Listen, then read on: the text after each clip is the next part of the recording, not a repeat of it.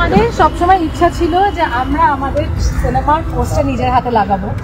এই সিনেমা নিয়ে বরাবরই আবেগপ্রবণ তিনি। একাধিকবার বিভিন্ন জায়গায় তিনি বলেছেন এই ছবিটি করতে গিয়ে কি কঠিন পরিস্থিতির মধ্যে দিয়ে তাকে যেতে হয়েছে, কিন্তু তার প্রাপ্তির ঝুলিও যেন পূর্ণ হয়ে যাচ্ছে ধীরে ধীরে।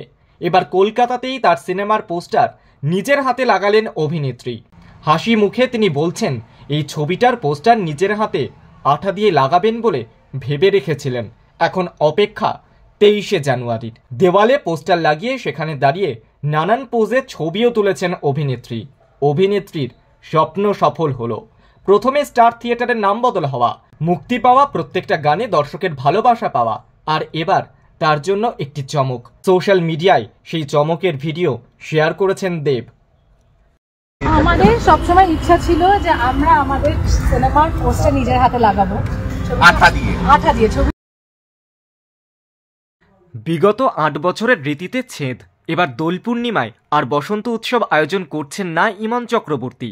প্রতি বছর ঘটা করে লেলুয়ায় বসন্ত উৎসব করেন গায়িকা। সেখানে নানান রকম চমকও থাকে, নানান শিল্পীদের পারফরমেন্স থাকে। তবে এবার লেলুয়ায় আর সেই দৃশ্য দেখা যাবে না। লেলুয়াবাসীদের উপর ক্ষুব্ধ হয়ে বসন্ত উৎসব বন্ধ করে দিলেন গায়িকা। গায়িকার অভিযোগ, প্রতিবার তার অনুষ্ঠানে অংশ নেওয়া শিল্পীদের সঙ্গে অভব্য আচরণ করে থাকেন স্থানীয় কিছু মানুষ।